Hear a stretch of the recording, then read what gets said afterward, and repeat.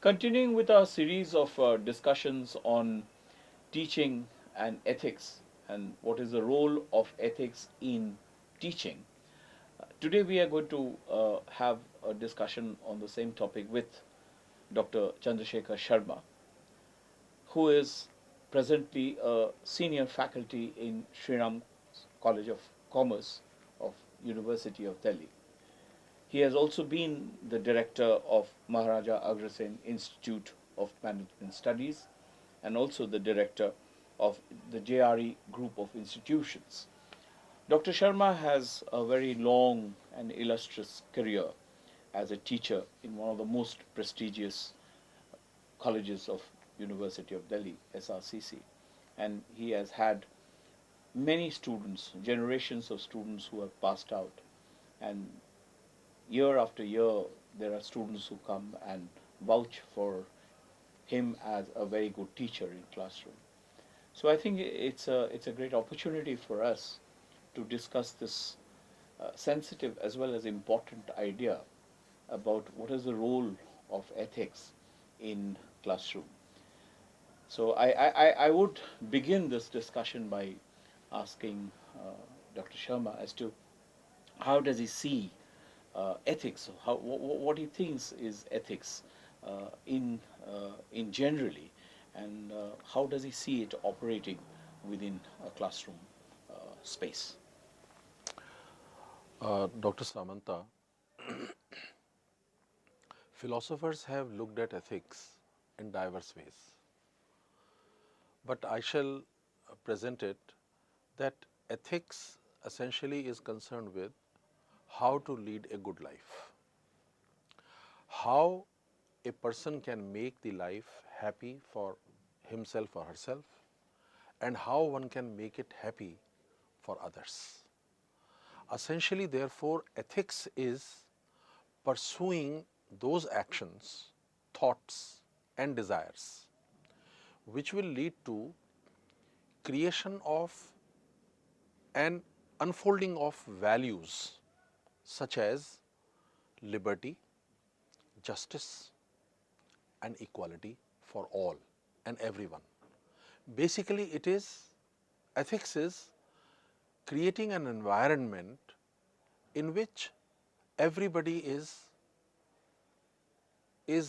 what we say, I am okay, you are okay, everybody is just okay. As far as the classroom is concerned, in the classroom we can look at ethics in different ways. One way is that we have to inculcate the values as teachers among the students, which will eventually lead our students to become ethical individuals. That is the task of inculcating the values. That is one. Second is being ethical in terms of controlling our own biases and prejudices as teachers. Because all teachers have certain background of their own and therefore have an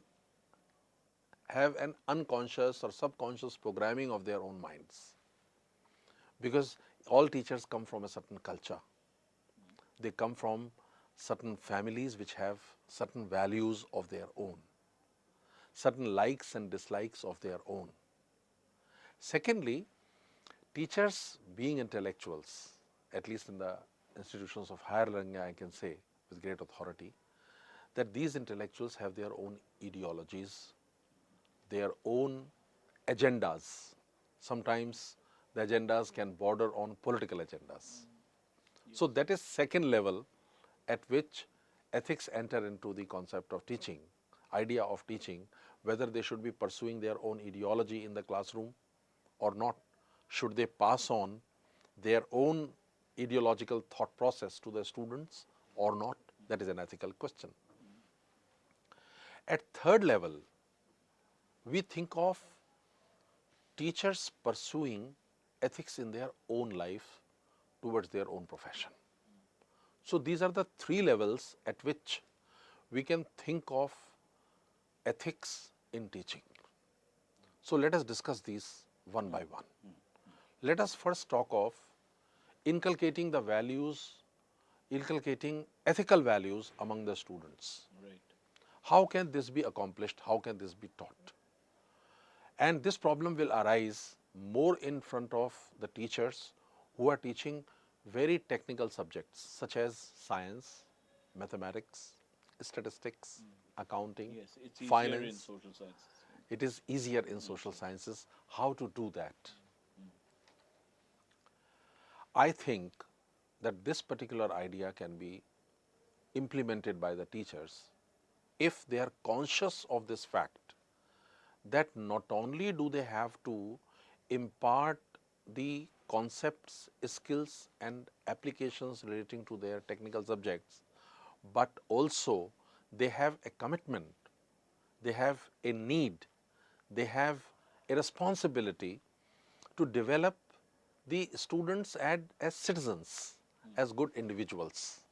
If that happens, then the discussion and, and interaction on these issues relating to what is right, what is wrong, and if I can be allowed to say what is semi-right and what is semi-wrong, and what is wrong and what is right can be brought into the fore. Just stop.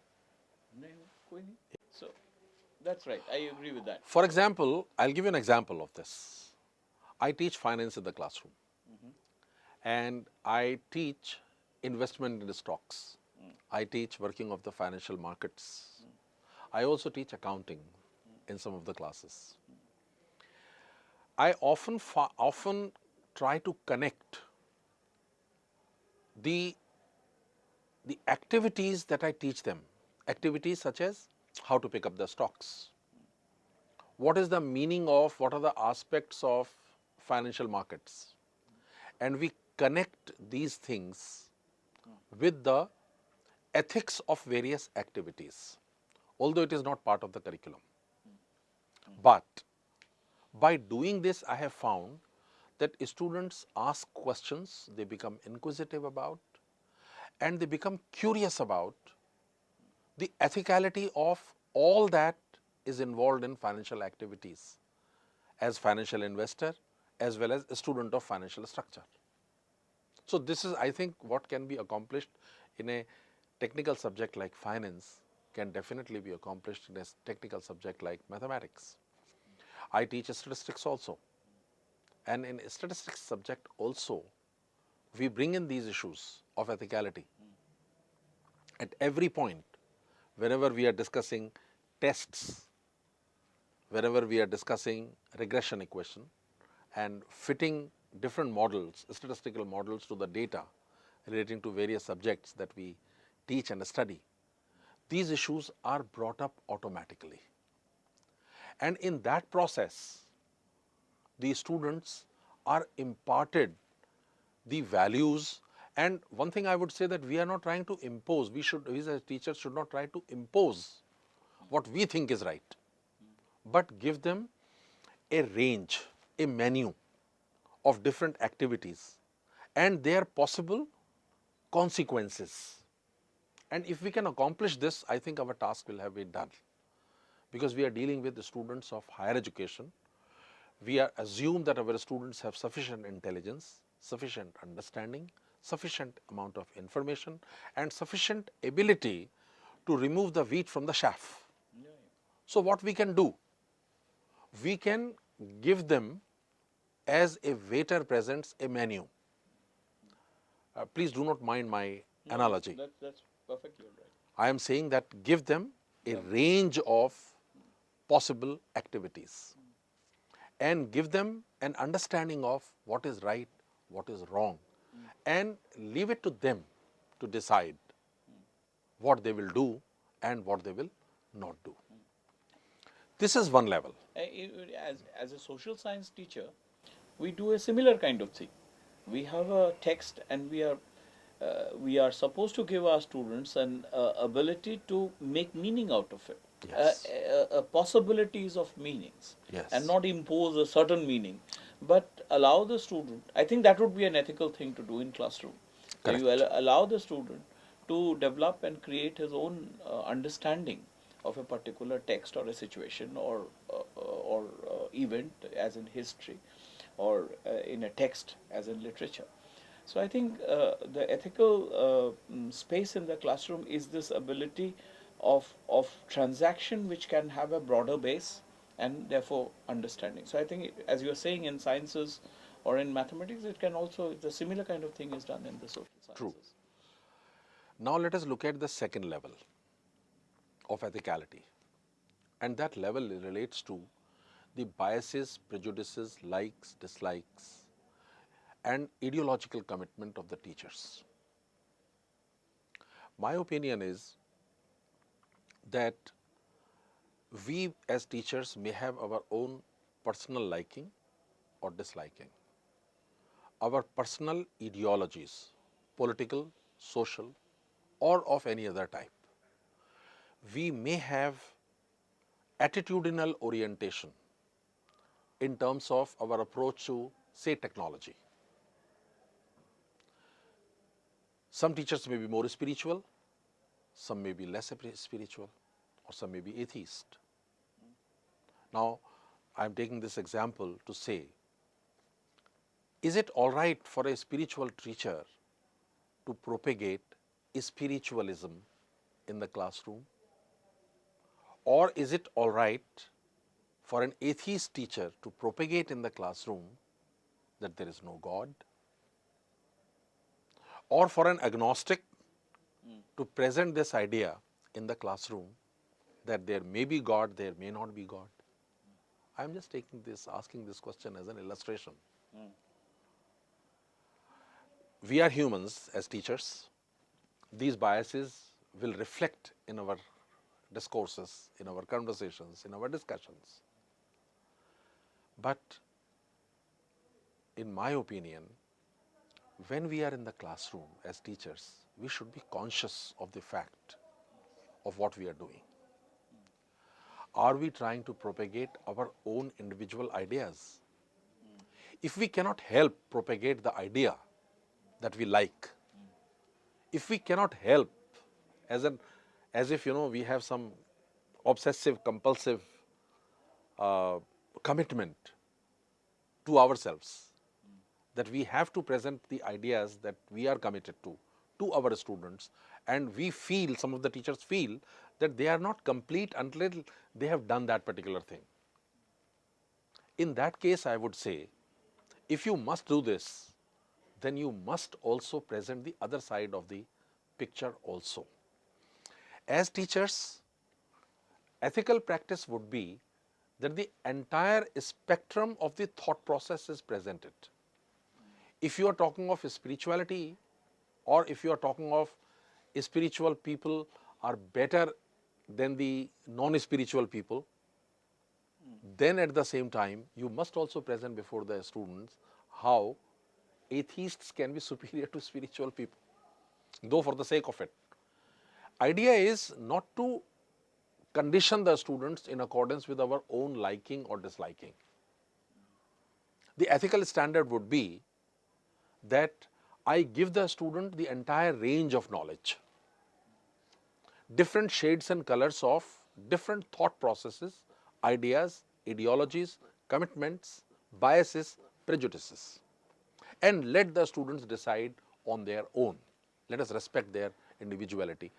I understand very often the students are vulnerable at one level. Vulnerable in the sense that they do not have many ideas to evaluate. They are raw. Sometimes they are exposed to certain ideas for the first time. And therefore, there are a fertile ground for conditioning. Now, this is one aspect that we as teachers must take care of. Are we unconsciously or consciously taking advantage of this vulnerability of theirs, that they do not have any idea or knowledge about a particular idea, ideology, bias, or prejudice? And if we know that they don't have that idea, take advantage of that. We should not take advantage of that. That's an ethical position. Yeah, This it's is an the ethical ethics. question. Yes. Second question, at second level, that must be taken care of. But this brings me to a very interesting thing. For example, if I think of Plato as one of the best teachers, who had a set of students, so to say, you know, what I mean is Socrates and his students, which included Plato. The dialectics of that questioning and answering was taking them to a certain understanding of an idea, right?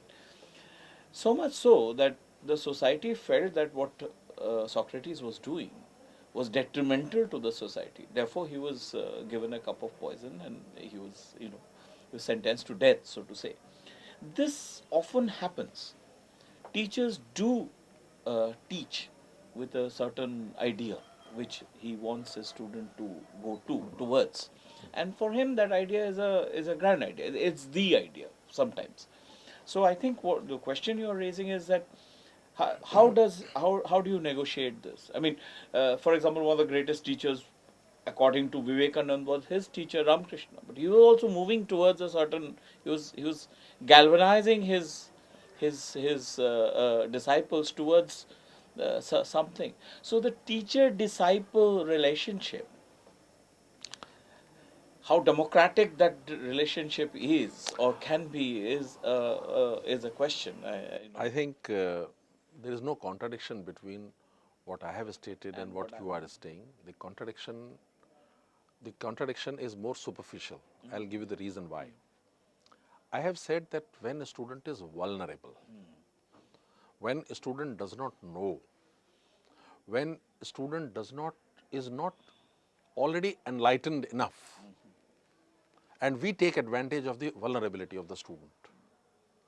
When you are talking of the dialogues of Socrates or of discussion of Vivekananda with Swami with Ramakrishna Ramakrishna Paramhans, the students of both Paramhans and Socrates. and Socrates were matured people. Yeah, that's true. They were not taking advantage of their vulnerability. I agree. So there is no ethical question. At such a point of time, as teachers, we can definitely argue strongly in favor of what our ideology is and convince the other person. It is perfectly fine. The other person is matured enough to accept it or reject it. But if the student is vulnerable, then in that case, it should not be done. We should not take advantage of the position of being a teacher. That is what my suggestion I is. think So this is a very important aspect of the ethics in teaching. That's right. And third thing is, ethicality in teaching involves that we as teachers should be ethical to the maximum possible extent, because very often we are role models. Students look upon us, society looks upon us as intellectuals, society looks upon teachers as guides, philosophers, mentors. By virtue of this visualization of the teachers, it is very necessary that teachers should be ethical. And they can be ethical, they should be ethical in terms of, again, fighting their own biases. Number one, for example, we should be meeting our classes regularly.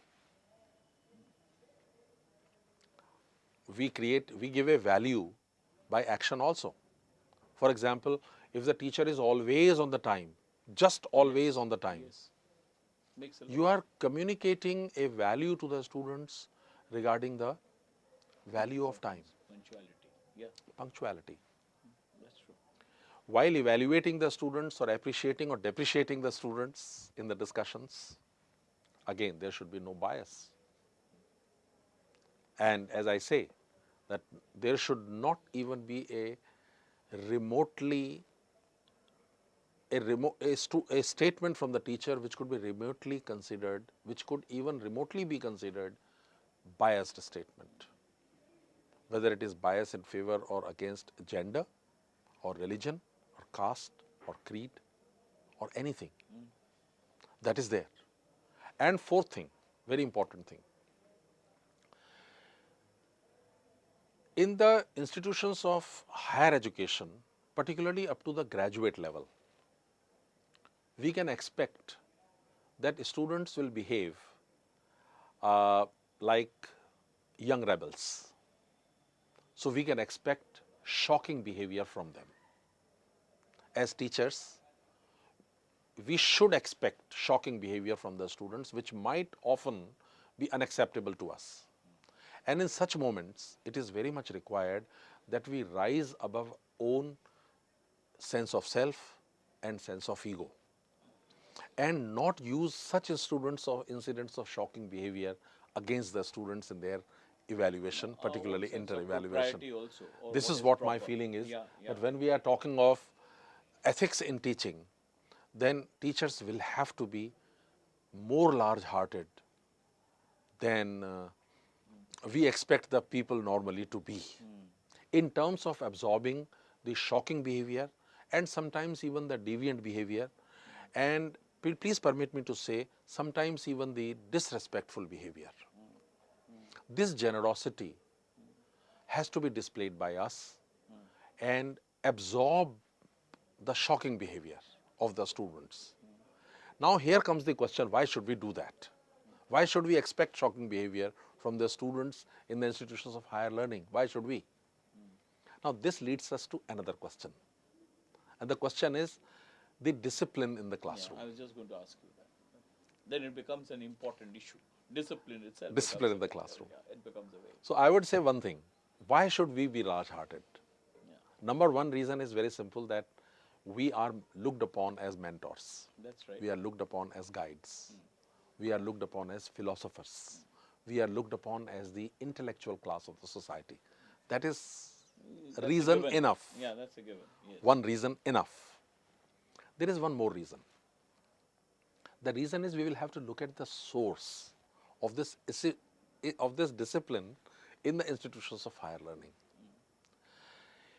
You see, let us look at the educational policy of the country. Unlike West, the educational policy of India is that we want to provide education to masses and not to classes. This is what I would say. Now, as a part of this policy, what has happened is that entry to the institutions of higher education, number one, is easily available, and also it is easily available at low cost. And the society as a whole in India looks upon higher education as means to upward social and economic ability. That's right. People would be able to improve their social status, people would be able to improve their economic status if they are able to take admission in institutions of higher learning and then get a degree also.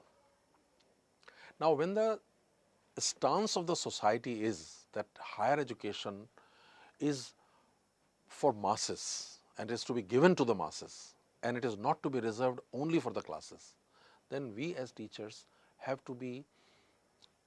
the responsibility of implementing this particular policy.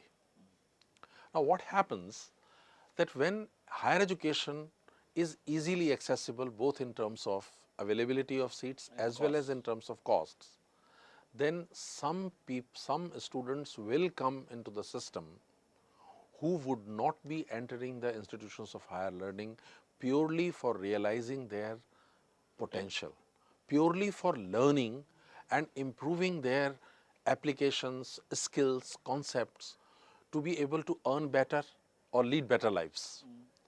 Some of the students, a small minority of students, will definitely come who are there just because parents have asked them to come, for example, or just because they want to delay their process of job search, or maybe because sometimes, as students have told me over time, that they want to delay their marriage. So they are in the institution of higher learning. So such students, girl students, bad boys students, a small minority of such students do not have interest of being in the classroom, and they sometimes create indiscipline. And what happens is that when the indiscipline is created, then attention goes to the indiscipline rather than to the discipline. Indiscipline is created by 2 students and there are 40 students sitting in the class. 38 students are well disciplined, well behaved, doing everything as we want them to, as they should be behaving, but 2 students are not behaving properly. The entire attention is consumed by those 2 rather than the 38. So here it is, I would say that ethicality of the behavior of the teacher is not to focus on the 2, but to focus on the 38. I understand it is difficult in the classroom, but the student, the teacher here will have to act in that manner if the teacher is behaving in an ethical manner. Of course, it will depend on the teacher himself, his own personality or her own personality, her own likings, dislikings, prejudices, biases, ideas, thought processes, her or his own commitments and devotion to the profession. But I would still say, as a point of discussion, that teachers should be conscious about this and that they should focus on the more of the positive side. That 38 students are okay. all right and 2 are not, 3 are not, and accordingly action should be taken. Action in terms of not disciplinary action, action in terms of counseling, mentoring, advising, if they are prepared to take that.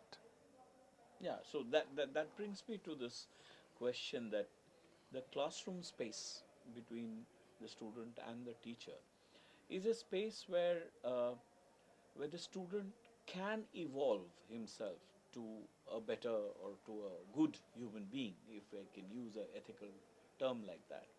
And therefore, the question of mentoring, of counseling is important rather than rejecting that person, because within the process, within the space of the classroom, that is what is.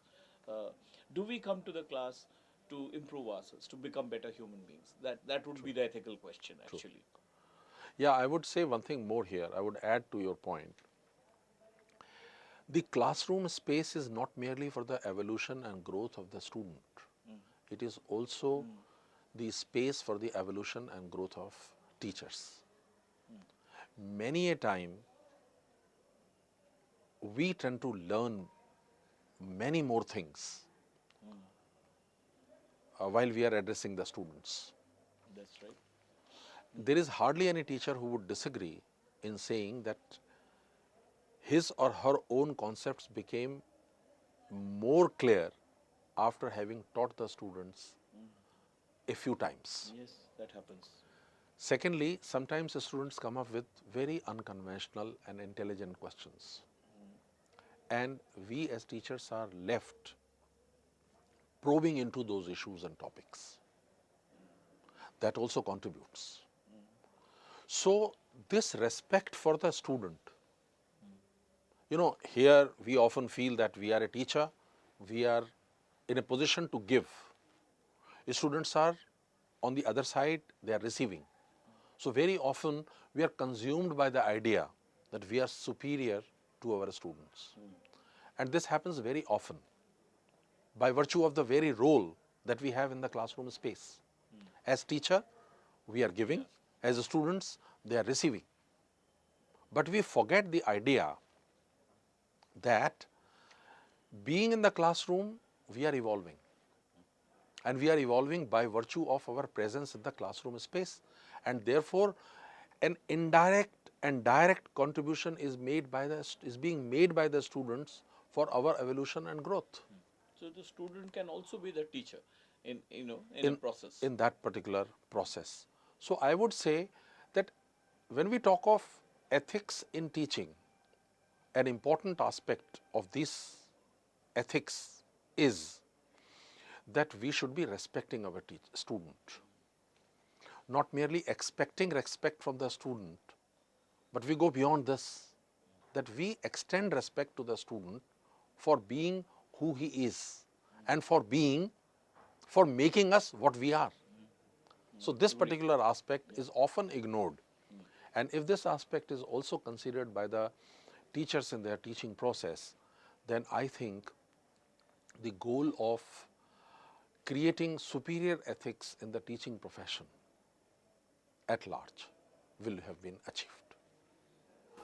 Thank you, Dr. Sharma, for this very interesting discussion we had on how ethics works within a classroom. And some of the points, some of the issues that you've raised are very valuable. And I think both as a teacher as well as a continuing student, as you just said, there were many things that one learnt while talking to you. Thank you, Dr. Sharma. Thank you very much.